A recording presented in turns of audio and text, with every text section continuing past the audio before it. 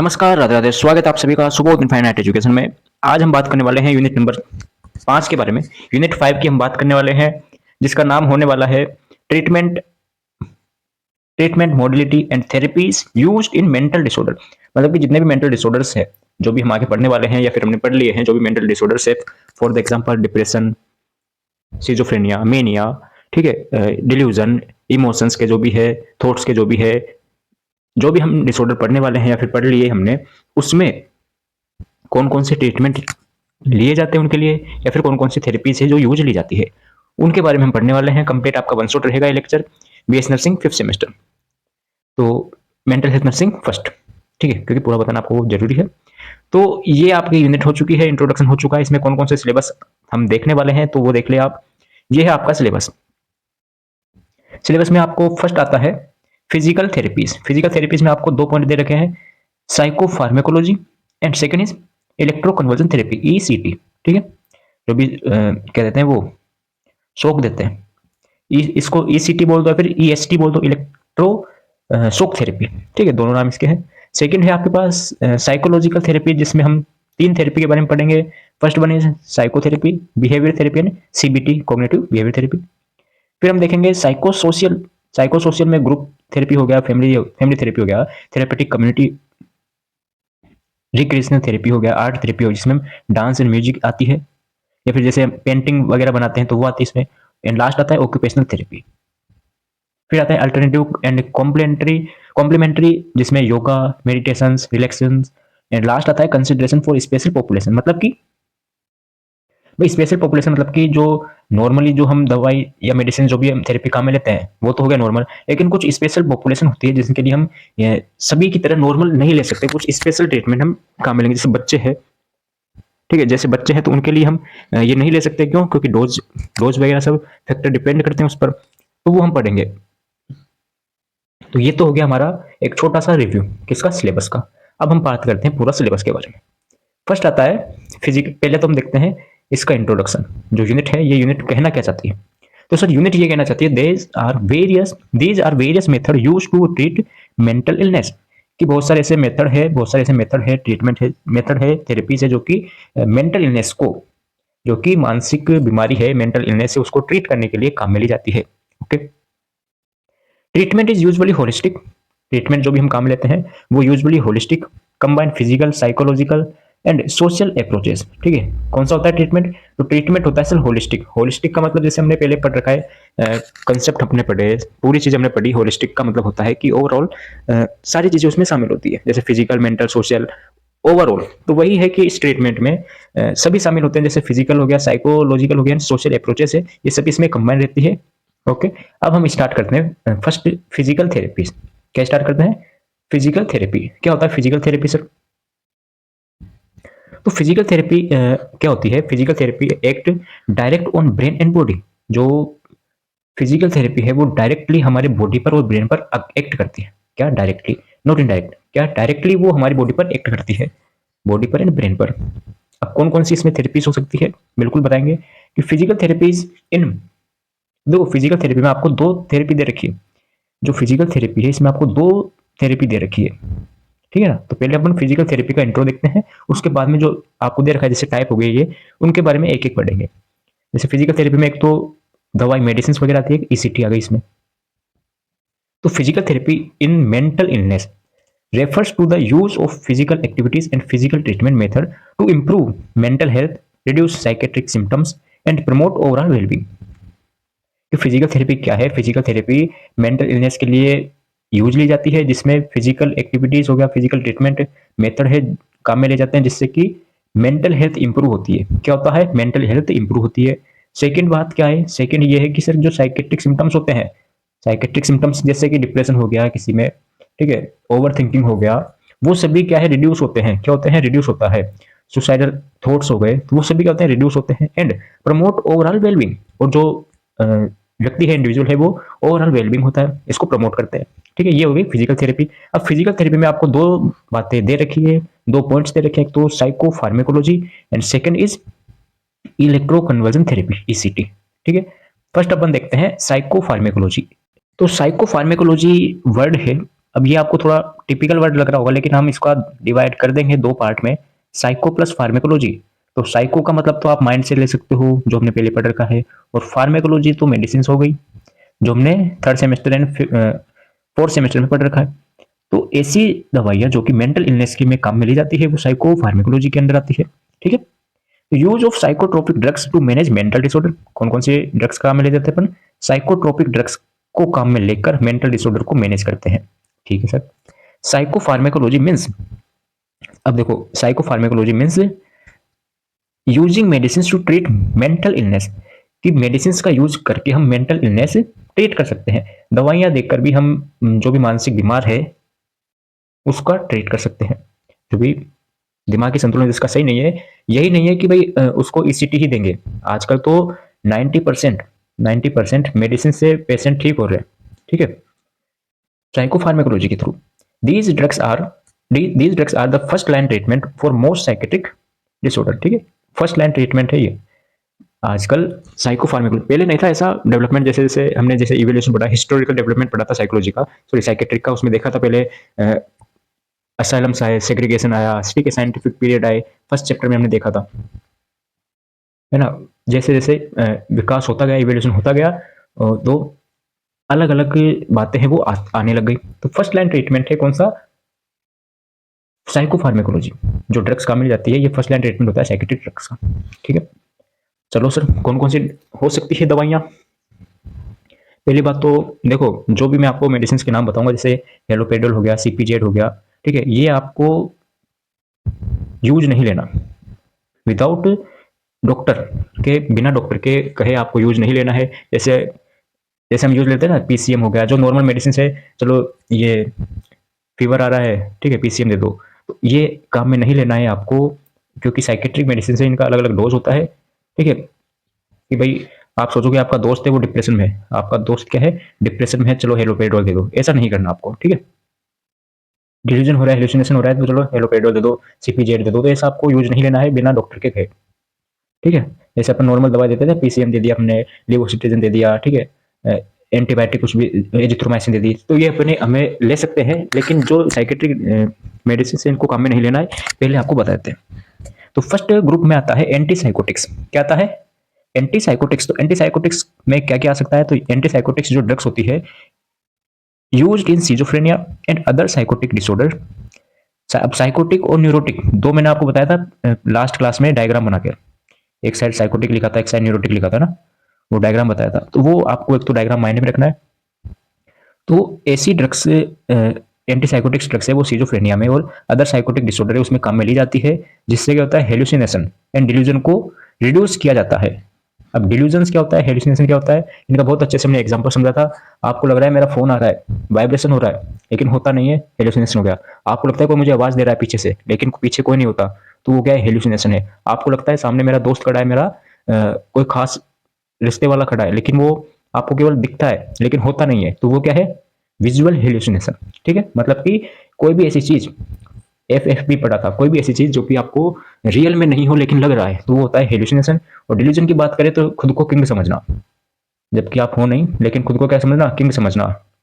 ठीक है, डिल्यूजन हो गया, डिल्यूजन ऑफ, आगे पढ़ेंगे, ग्रैंडियोसिटी। ठीक है, खुद को सर्वोच्च समझना, जो हूं मैं ही हूं। ठीक है, डिल्यूजन हो गया। दूसरा डिल्यूजन है कि एक बात बोलते बोलते दूसरी बात पर चेंज हो जाना। ठीक है, मुझे खाना खाना अच्छा लगता है लेकिन मैं क्या करूं, मुझे सब्जी पसंद नहीं है, मतलब फ्लाइट ऑफ आइडियाज हो गया ये। ठीक है, ये बताया था मैंने, और आगे देखेंगे जब टाइप आएंगे इसके।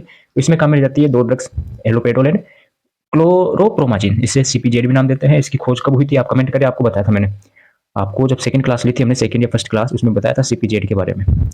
सीपीजेड के बारे में आपको बताई थी, इसकी डिस्कवरी कब हुई थी, तो वो बताया आप कमेंट कर दो फटाफट। नेक्स्ट आता है एंटी डिप्रेसेंट। कौन सी ग्रुप आता है, एंटी डिप्रेसेंट आता है। इसमें क्या होता है, used in depression, anxiety disorder to improve mood. Medicine का नाम दे रखा है सेट्रालिन। अब जैसे अभी बताया मैंने आपको कि डिप्रेशन हो रहा है, एंजाइटी हो रही है, तो मेडिसिन दे दो, तो ये आपको नहीं देना। ठीक है, मेडिसिन आ गई सेट्रालिन। नेक्स्ट है मूड स्टेबलाइजर। मूड स्टेबलाइजर जो कि हमने उसमें पढ़ा था, फार्मेकोलॉजी में पढ़ा था, लिथियम का एग्जाम्पल बताया था मैंने आपको, लिथियम का वालपोरेट का नाम भी मैंने आपको बताया था। Used in bipolar disorder to control mood swing. मतलब कि इसमें क्या होता है, पेशेंट को मूड स्विंग होते रहते हैं, कभी मूड क्या बन रहा है, ठीक है, कभी कैसा मूड हो रहा है, कभी क्या हो रहा है, मतलब लगातार कंटिन्यूसली एक के बाद एक उसका मूड है वो चेंज होता रहता है। उसके कंट्रोल में करने के लिए हम ये मेडिसिन को देते हैं। नेक्स्ट है एंजाइलाइटिक्स, एंजियोलाइटिक्स, ठीक है। इसमें एंजाइटी को कम करने के लिए, नाम से पता चलता है एंजियोलाइटिक्स मतलब कि एंजाइटी को रिड्यूस करने के लिए और टेंशन को रिड्यूस करने के लिए देते हैं।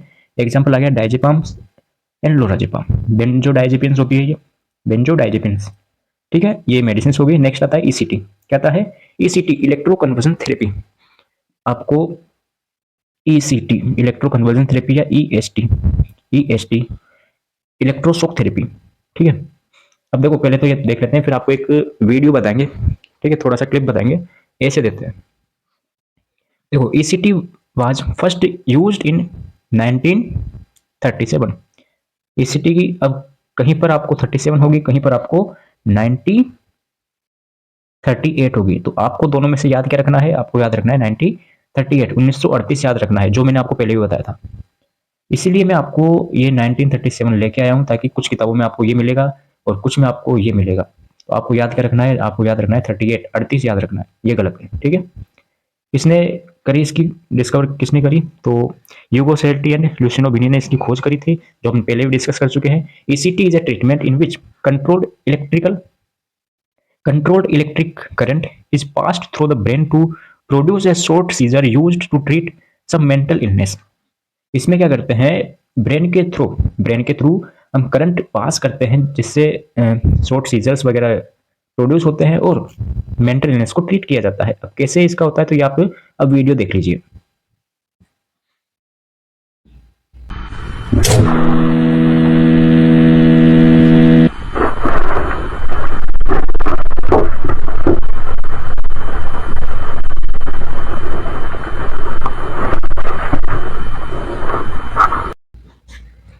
देख ली वीडियो।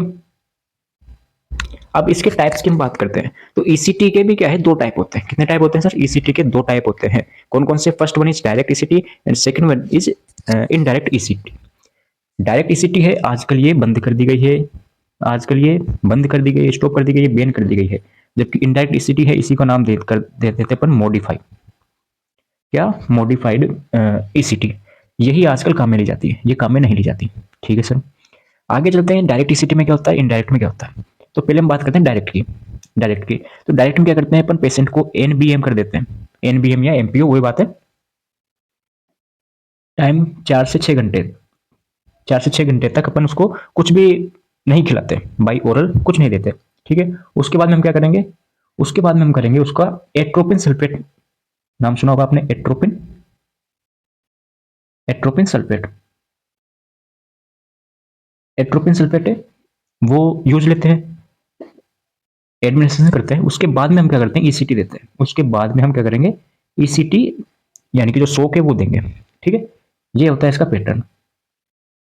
लेकिन हुआ क्या, जो पेशेंट है, पेशेंट में जब ये काम में ली हमने डायरेक्ट ईसीटी, तो हमें देखने को मिला कि जो पेशेंट है उसमें हुआ क्या कि एक तो फ्रैक्चर के, हाँ बिल्कुल, फ्रैक्चर के चांसेस ज़्यादा लगने लगे। कि जैसे शॉक देते हैं तो अचानक से उसमें क्या है, झटका लगता है। नॉर्मल लैंग्वेज में समझते हैं, जैसे अपन शॉक देंगे तो झटका लगता है, तो उसके एक तो फ्रैक्चर होने के चांसेस ज़्यादा लग गए, ठीक है। और कोई तो होश में नहीं आए, पेन ज़्यादा हुआ, ठीक है। तो क्या करे भाई, इसको भाई मसल वगैरह है वो प्रॉब्लम आने लगी, उसमें पेन ज्यादा होने लग गया, तो क्या करें। तो उन सभी को रिड्यूस करने के लिए हमने काम में ली इनडायरेक्ट ईसीटी। ये डायरेक्ट ईसीटी आपने नाम लिखा और उसके बाद में आप ये सा डायग्राम है, ये फ्लो चार्ट है, ये बना लो, बना लिया। अब बात करते हैं इनडायरेक्ट ईसीटी के बारे में। इनडायरेक्ट ईसीटी में क्या करते हैं, इनडायरेक्ट ईसीटी में देखो क्या करते हैं, बिल्कुल अभी बताते हैं आपको। इनडायरेक्ट ईसीटी में सबसे पहले हम क्या करेंगे, वही एनबीएम करेंगे, ठीक है। एनबीएम कर दिया, उसके बाद में हम क्या करेंगे, एट्रोपिन, जो बात थी वही बात वापस से कर दी, एट्रोपिन ले लिया, ठीक है। एट्रोपिन के बाद में हम उसमें क्या ऐड कर देंगे, हम ऐड कर देंगे एनेस्थेसिया, एनेस्थेसिया लगाएंगे उसको, ठीक है। एनेस्थेसिया लगाया, उसके बाद में हम उसमें क्या करेंगे, मसल रिलैक्सेंट, मसल रिलैक्सेंट, ठीक है, मसल रिलैक्सेंट करेंगे। उसके बाद में हम O2 थेरेपी देंगे, मतलब ऑक्सीजन चढ़ाएंगे एक तरीके से। और उसके बाद में हम क्या करेंगे, ईसीटी, उसके बाद में ईसीटी देंगे। तो ओवरऑल ये वाला पॉइंट है, ये तो आपके पहले भी था, जो ब्लू से है ये तो पहले था, लेकिन हमने उसमें कुछ ऐड कर दिया। ये हमने जो रेड कलर है, ये 3 पॉइंट हमने और उसमें ऐड कर दी। ठीक है सर, ताकि पेन भी ना हो, फ्रैक्चर ना हो, और वो अपने क्या बोलते हैं ऑटो की लगाई, क्योंकि बिल्कुल ठीक है, ऑटो को ठीक करने के लिए, सेचुरेशन ठीक करने के लिए। ये होता है इनडायरेक्ट ईसीटी। इसमें भी एमबीएम वो अपने 4 से 6 घंटे के लिए वही करते हैं एमबीएम। तो ये होता है इनडायरेक्ट में और ये होता है डायरेक्ट में। तो इनडायरेक्टली आजकल ये काम में ली जाती है, ये नहीं ली जाती है। और इनडायरेक्ट को ही हम क्या दे देते हैं नाम, मॉडिफाइड, मॉडिफाइड ईसीटी। ठीक है, आगे आपको पूरा फ्लो समझ में आ गया। अब आगे देखते हैं अपन इलेक्ट्रोड प्लेसमेंट। इलेक्ट्रोड प्लेसमेंट जैसा भी आपने वीडियो चली, अभी क्लिप चली, उसमें देखा होगा आपने। तो ईसीटी भी क्या है कि 2 टाइप की होगी, एक तो बायलेटरल, एक होगी यूनिलेटरल। बायलेटरल में जो इलेक्ट्रोड है वो हम दोनों साइड में लगाते हैं, both side of the head, और यूनिलेटरल में हम एक साइड में लगाते हैं। ठीक है, अब इसके करंट की और फ्रीक्वेंसी की बात करें तो इसमें हम देते हैं, पूछ ले आपसे कितना वोल्टेज देते हैं, तो वोल्ट्स हो गया, वोल्टेज हो गया 70 से 130, 70 to 130 volt for 0.1 to 1 second के लिए हम देते हैं। सेकंड करंट की हम बात करते हैं, करंट हो गया, करंट रेंज हो गया 200 से 1600 मिली एम्पियर। ठीक है, एम ए। अब काउंटर इंडिकेशन किस किस ग्रुप में हम ये काम में नहीं ले सकते, किस किस के लिए हम ईसीटी काम में नहीं ले सकते हैं। तो ईसीटी के लिए फर्स्ट आता है रेस्ट इंट्राक्रैनियल प्रेशर, जिसका आईसीपी इंक्रीज्ड हो उसमें काम में नहीं लेना है। अब आईसीपी नॉर्मल कितना होता है बिल्कुल कमेंट कर दो। जैसे जैसे क्वेश्चन आते जाएंगे आपसे पूछे जाएंगे। आपने पढ़ रखा है आईसीपी, तो आईसीपी की फुल फॉर्म तो हो ही गई, लेकिन आईसीपी नॉर्मल कितना होता है वो कमेंट करें। दूसरा है प्रेगनेंसी, कॉन्ट्रा इंडिकेशन है प्रेगनेंसी के अंदर। अगर कोई प्रेग्नेंट लेडी है उसमें काम में नहीं लेना है। किसी का आईसीपी रेस्ट है, बढ़ा हुआ है, तो उसमें काम में लेना है। थर्ड है रिसेंट फ्रैक्चर और ऑर्थोपेडिक प्रॉब्लम। अगर किसी का भी रिसेंटली में फ्रैक्चर हुआ है पेशेंट का, या फिर ऑर्थोपेडिक प्रॉब्लम है उसको, हड्डी से रिलेटेड, बोन से रिलेटेड, तो काम में नहीं लेना। क्यों नहीं लेना बताया हमको कि फ्रैक्चर का रिस्क रहता है, इसी के लिए तो ये यूज लेते हैं बाद में। हार्ट डिजीज और रिसेंट हार्ट अटैक, कोई को हार्ट डिजीज हो या फिर रिसेंटली हार्ट अटैक आया हो तो भी हम काम में नहीं लेना। तो आपको क्या करना है, कमेंट आईसीपी की नॉर्मल रेंज से आपको कमेंट करनी है। ठीक है सर। फिर आता है nursing care of ECT. ECT में क्या क्या केयर हमें देनी चाहिए, नर्सिंग केयर। तो ईसीटी में हमें जैसे कि pre, post and during, 3 type में हमने इसको डिवाइड कर दिया। फर्स्ट आता है pre ECT care. Pre ECT care मतलब कि जो ईसीटी के पहले देनी चाहिए। ईसीटी के पहले हम क्या करेंगे, एनपीओ देंगे, यानी कि एनबीएम बोल सकते, एनबीएम, या ठीक है अभी हमने बताया एनबीएम हो गया। फिर एट्रोपिन देते हैं, सीटी वगैरह, एनेस्थेसिया, O2 वगैरह ना। तो एमपीओ मैंने बताया था 4 से 6 घंटे तक, मिनिमम हो गया 4 घंटे तक, तो आपको उसको कुछ भी ओरली नहीं देना। सेकंड है remove jewelleries, contact lens, nail polish, अगर हो तो आप उसको रिमूव कर दो। हेयर क्लीन एंड ड्राई रखने हैं। चेक आइडेंटिटी, ये नहीं कि दूसरे पेशेंट को हम काम में ले लें, पेशेंट की आइडेंटिटी चेक करो वही पेशेंट है ना। फिर आता है ड्यूरिंग ईसीटी। ईसीटी के दौरान क्या क्या केयर दे। ईसीटी के दौरान हमें पोजीशन देनी है सुपाइन पोजीशन, पेशेंट को सुपाइन पोजीशन देनी है। पेशेंट के साथ साथ पेशेंट को हमें ECG, BP cuff and pulse oximeter attach करना है। ईसीजी पता है आपको, बीपी कफ पता है और पल्स ऑक्सीमीटर भी पता है, ये आपको अटैच करना है पेशेंट के साथ। Give anaesthesia and muscle relaxant, जो हमने फ्लो में देख ही लिया अभी, फ्लो चार्ट, फ्लो बना के। इनडायरेक्ट में observe seizures, tonic clonic phase होता है, जो कि सीजर्स वगैरह ऑब्जर्व करते रहना है। And do suction and give oxygen, suction करते रहना है, गिव ऑक्सीजन। ठीक है, ऑक्सीजन की भी हम देख लिया। O2 कब देते हैं पूरा, पहले एट्रोपिन देंगे, फिर एनेस्थेसिया, फिर मसल रिलैक्सेंट, फिर O2, फिर ईसीटी करेंगे। ठीक है, ये ड्यूरिंग ईसीटी हो गया। उसके बाद में आ गया पोस्ट ईसीटी केयर। ईसीटी के बाद में क्या करें, ईसीटी के बाद में हम उसको पोजीशन दे देंगे, साइडलाइन पोजीशन। ठीक है, मॉनिटरिंग, वाइटल साइन मॉनिटर करते रहेंगे। Allow rest and sleep, rest करने दो पेशेंट को। गिव फ्लूइड व्हेन अलर्ट, जब वो जग जाए, अलर्ट हो जाए, तब आप उसको फ्लूइड दे सकते हो। ठीक है, ये होता है post care of ECT.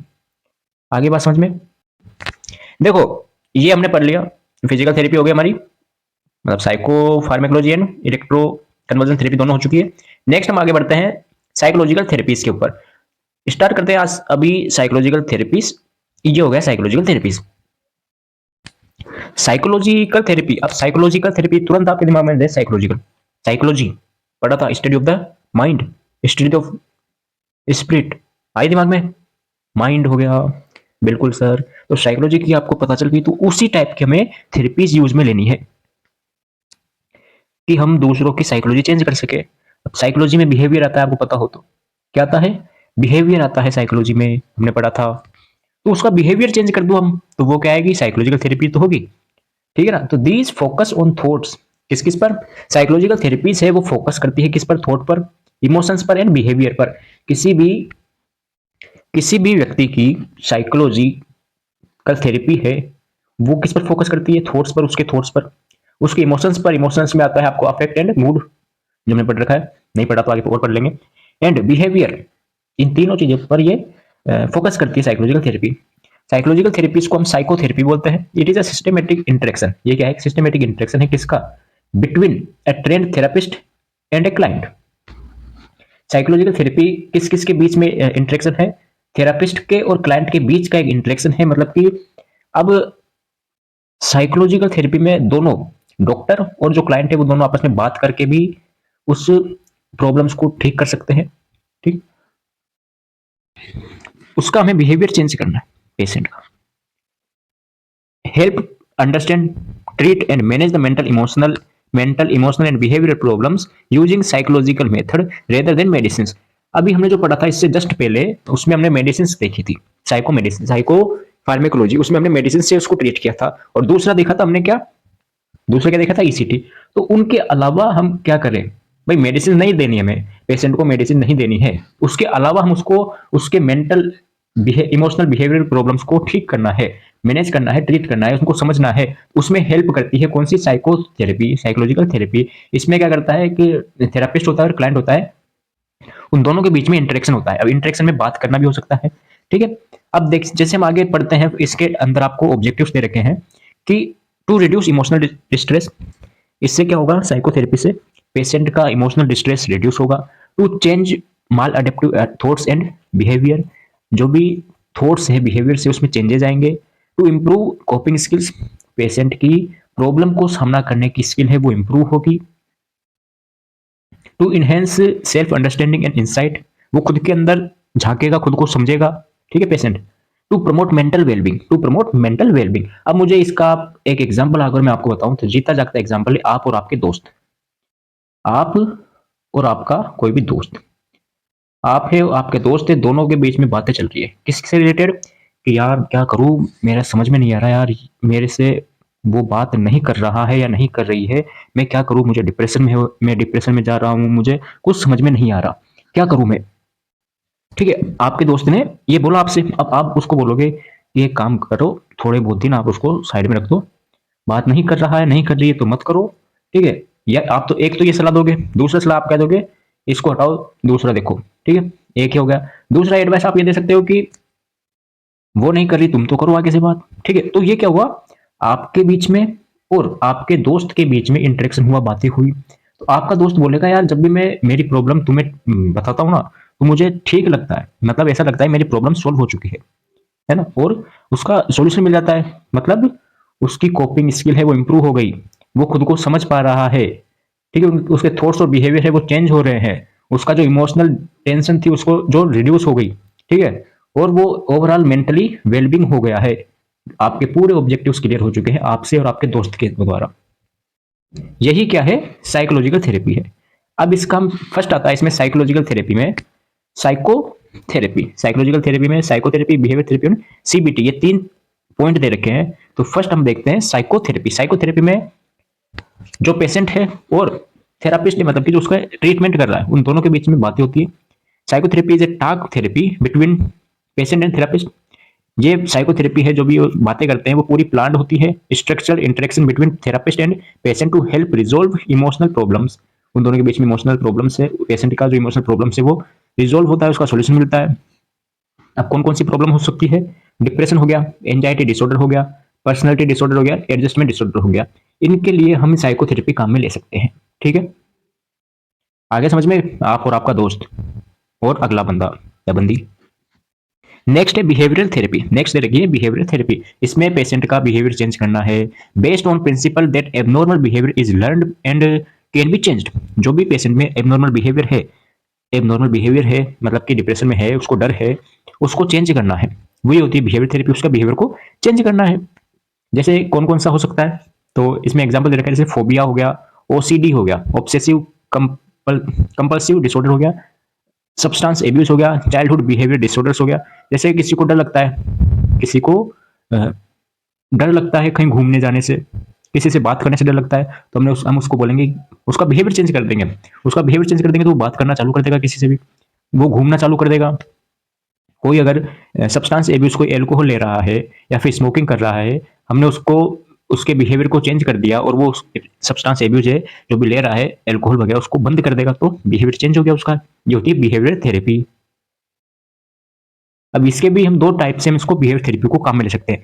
First one is positive reinforcement and second is negative reinforcement. ठीक है, तो पॉजिटिव रीइंफोर्समेंट का मतलब है कि हम उसको कोई भी इनाम दे दे, रिवार्डिंग रिवार्ड, कोई भी रिवार्ड दे दे good behaviour to encourage it.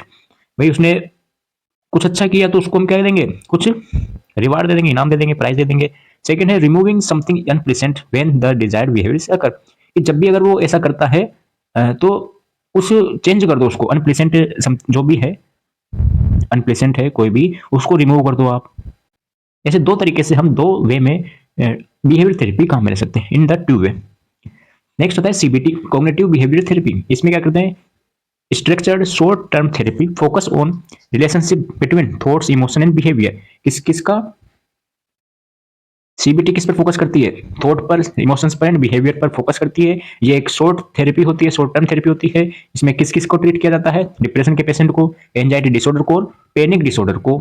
ठीक है, focus on changing negative thoughts and behaviour. इसमें पेशेंट का जो नेगेटिव थॉट्स है, किसी भी चीज से लेकर, एनीथिंग, किसी भी वस्तु से लेकर, किसी भी वस्तु से लेकर या कोई भी है उसको लेकर, अगर नेगेटिव थॉट है कि यार ये ऐसा है वैसा है, उस नेगेटिव थॉट को चेंज कर दो आप। इस पर ये फोकस करता है कौन, सीबीटी। ओके, आगे बात समझ में। अगला है आपके पास साइको सोशियल, साइको सोशियल में देखते हैं अपन ग्रुप थेरेपी वगैरह से। तो ये होगी psycho social therapy.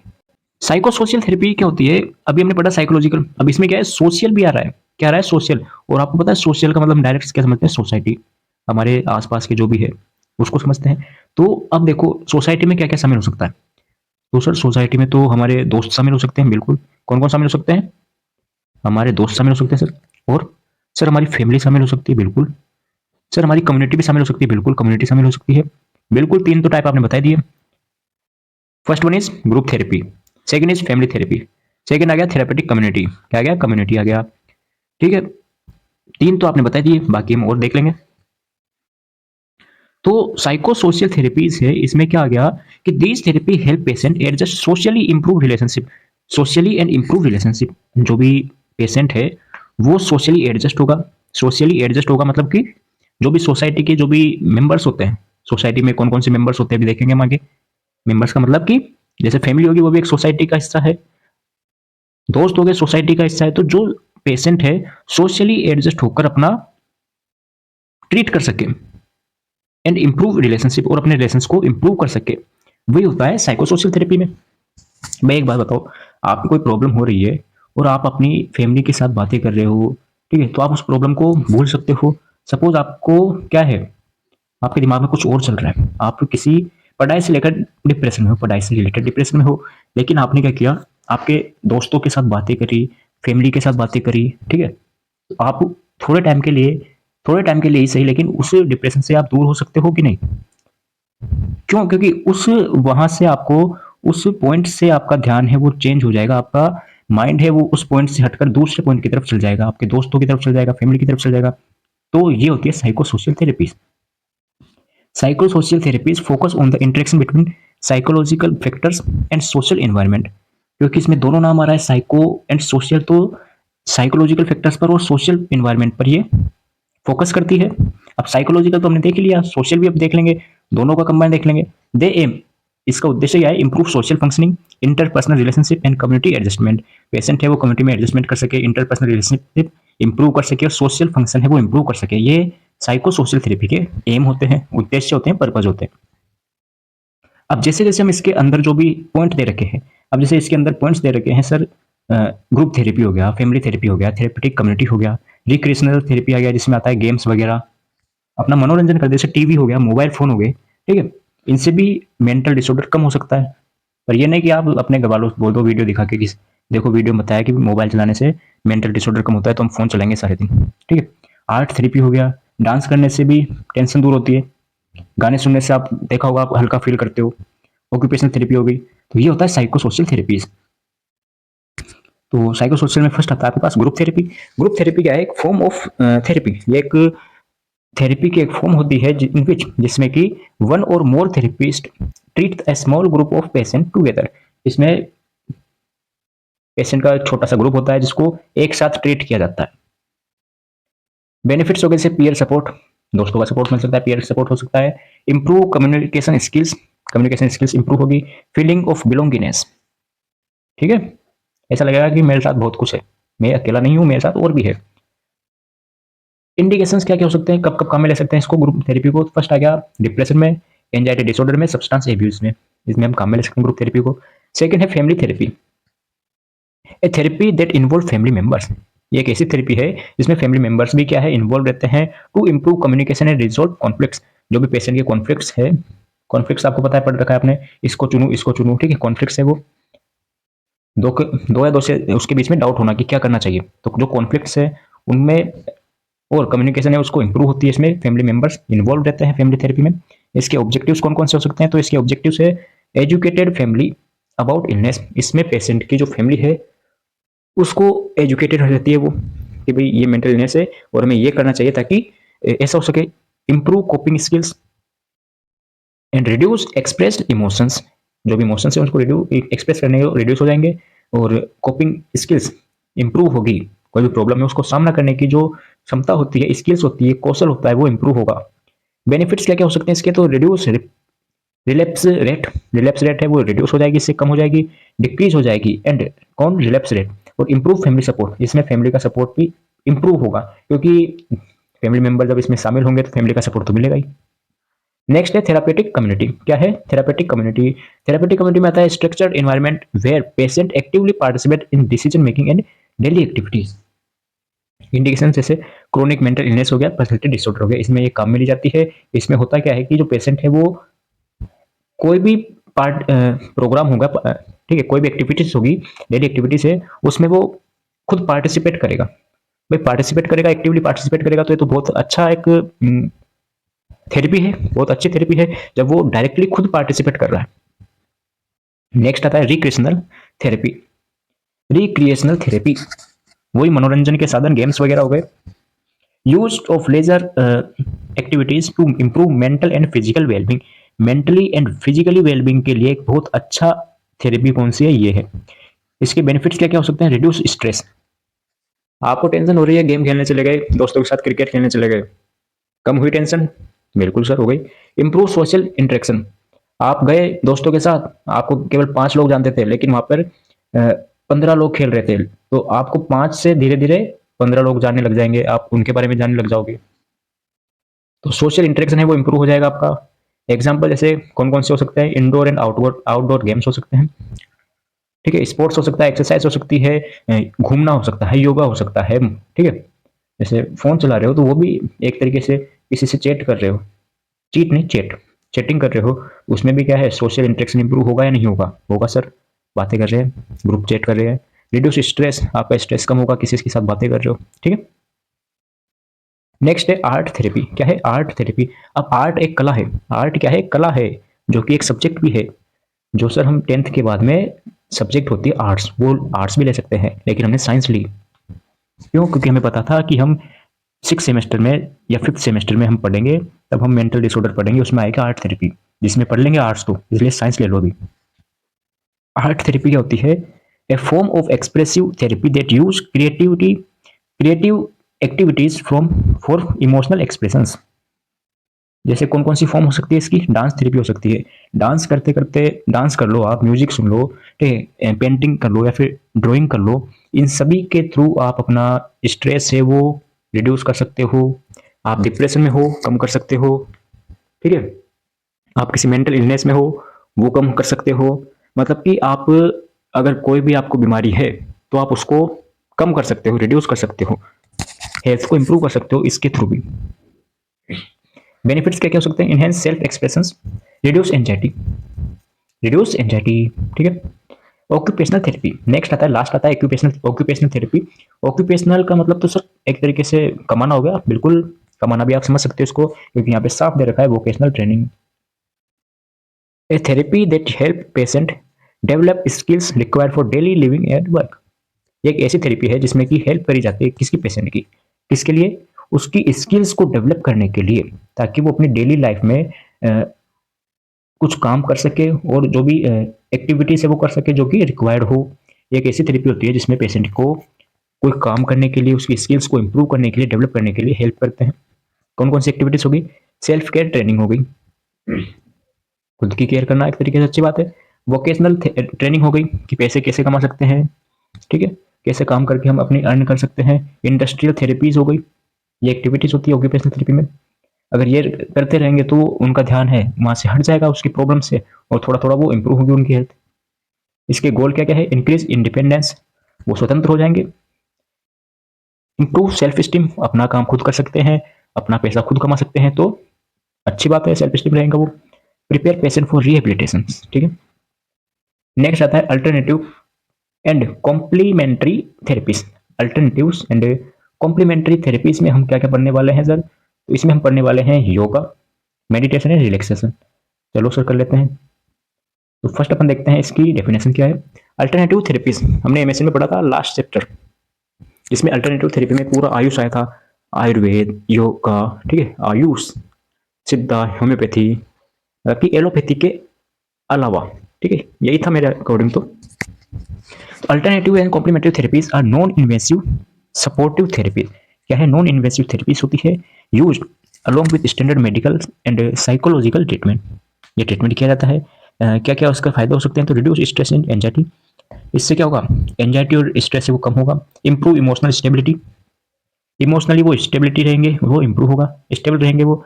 Enhance quality of life, वो एक अच्छी लाइफ जी पाएंगे, क्वालिटी लाइफ जी पाएंगे। सपोर्ट होलिस्टिक हीलिंग, होलिस्टिक का मतलब पता ही आपको, ओवरऑल। अब योगा की बात आती है तो योगा क्या है? Yoga is a mind body practices combine physical posture, जैसे आसन, breathing technique, pranayama and relaxation, ठीक है, ये कंबाइन होता है। इससे क्या क्या फायदे हो सकते हैं, कब कब काम में ले सकते हैं? तो इससे क्या होगा? बेनिफिट्स होंगे हमें कि reduce anxiety and stress, yoga करने से हमारा एंजाइटी और स्ट्रेस है वो कम होगा। इंप्रूव कंसंट्रेशन एंड स्लीप, हमारी स्लीप है, नींद अच्छी आएगी, कंसंट्रेशन अच्छा रहेगा, किसी भी चीज को हम आसानी से कंसंट्रेट कर पाएंगे, सोच पाएंगे, उसके लिए एकाग्रता बनी रहेगी। Enhance mind body coordination, body और माइंड के बीच में कोऑर्डिनेशन बना रहेगा, ठीक है, ये हम बचपन से पढ़ते आ रहे हैं। मेडिटेशन, नेक्स्ट है मेडिटेशन, मतलब कि ध्यान लगाना, किसी भी एक वस्तु पर ध्यान लगाना मेडिटेशन होता है। Meditation is a technique of focusing attention to achieve mental clarity and emotional calmness, ठीक है, अपनी शांति के लिए और मेंटल क्लियरिटी के लिए किसी भी चीज को फोकस करना, अटेंशन करना किसी भी चीज पर, वो होता है मेडिटेशन। एक ऐसी टेक्निक है जिसमें कि फोकस किया जाता है, ठीक है, फोकस किया जाता है, अटेंशन किया जाता है टू अचीव, क्यों किया जाता है? मेंटल क्लियरिटी अचीव करने के लिए और इमोशनल कामनेस के लिए, इमोशनल शांति के लिए, ठीक है, मेडिटेशन हो गया। इससे क्या होगा? Improve emotional control, reduce negative thoughts, जो भी नेगेटिव थॉट्स आ रहे हैं वो रिड्यूस होंगे। Promote inner peace, inner peace हमारी आंतरिक शांति है वो प्रमोट होगी। फिर आता है रिलैक्सेशन थेरेपी। रिलैक्सेशन थेरेपी में जैसे लंबी सांस लेना, ठीक है, डीप ब्रीथिंग एक्सरसाइज हो गई, प्रोग्रेसिव मसल रिलैक्सेशन हो गई, गाइडेड इमेजरी हो गई, ठीक है, ये इसके क्या हो सकते हैं? एग्जाम्पल हो सकते हैं, एक्टिविटीज हो सकती है। अब क्या होता है ये relaxation technique? Method to use physical and mental tension, physical और मेंटल टेंशन है उसको रिड्यूस करने के लिए काम मिल जाती है टेक्निक। जैसे लंबी लंबी सांसें लेना, बोलते हैं ना, नर्वस हो रहा हूं तो बोलते हैं लंबी लंबी सांसें लो, डीप ब्रीथिंग करो, ठीक है। आगे आता है इस पे consideration for special special population. अब स्पेशल पॉपुलेशन है कुछ जिनके लिए क्या कहा गया है कि special population require individualized and question treatment approach due to age, physiological change and special needs. कि कुछ स्पेशल पॉपुलेशन होती है जिनको अलग से कुछ ट्रीटमेंट की जरूरत पड़ती है, कुछ क्वेश्चंस की रिक्वायर होती है, क्यों? उनकी एज के लिए, क्योंकि अलग अलग एज होती है, फिजियोलॉजिकल चेंजेस आते रहते हैं उसमें, जैसे प्रेग्नेंट लेडी है, चेंजेस आएंगे, और कुछ स्पेशल नीड होती है उनको, उनके लिए उनको कुछ अलग से रिक्वायर होता है ट्रीटमेंट, या फिर उसमें कुछ क्वेश्चंस होते हैं। तो हमारे फर्स्ट दे रखा है चिल्ड्रन एंड एडल्सेंट। तो children and adolescent first group आता है, इसमें क्या है, use non pharmacological methods first. सबसे पहले हमें नॉन फार्मेकोलॉजिकल मेथड यूज करना है। जो भी थेरेपीज हमने बताई थी वो काम में लेनी है, पहले मेडिटेशन कराओ, योगा कराओ, ठीक है, फिजिको हाँ साइकोथेरेपी दो, प्ले गेम खिलाओ उनको, ठीक है, पहले आप मेडिसिन मत दो, ठीक है। Lower drug dosage according to weight, अगर फिर भी अगर आपको काम नहीं चल रहा, फर्स्टली अपने नॉन फार्मेकोलॉजिकल काम में लेनी है, लेकिन फिर भी नहीं हो रहा काम, तो क्या करेंगे हम, उसके वेट के अकॉर्डिंग उसको लो डोज देनी है, ठीक है। Involve parents and care giver, parents और केयर गिवर भी इन्वॉल्व रहना चाहिए उनके लिए। जैसे कौन कौन सी थेरेपीज हो सकती है, प्ले थेरेपी हो गई, बिहेवियर थेरेपी, फैमिली थेरेपी हो गई, ये काम में ले सकते हैं, ठीक है। नेक्स्ट आता है एल्डरली, जो कि एल्डरली पीपल होते हैं जिनकी एज ज़्यादा होती है, अडल्ट नहीं होते हैं वो, एल्डरली पीपल होते हैं, जेरियाट्रिक पॉपुलेशन। उनमें क्या है कि वो ड्रग्स के लिए ज़्यादा ही सेंसिटिव होते हैं, उनकी बॉडी ड्रग्स के लिए ज़्यादा सेंसिटिविटी रहती है, इंक्रीज हो जाती है, और बहुत सारी बीमारियां उपस्थित रहती है उनमें। हमने पढ़ा था एल्डरली एमएसएन में, उसमें देखा था बहुत सारी उनको बीमारियां रहती हैं, कॉमन इलनेसेस इन एल्डरली पीपल देखा था ना। तो उनमें बहुत सारी बीमारियां प्रेजेंस रहती है। Risk of drug interaction, risk of drug interaction, और जो भी अगर हम ड्रग्स दें उनको रिस्क रहता है एक तरीके से, तो ये भी एक स्पेशल ग्रुप में हम इसको शामिल करते हैं।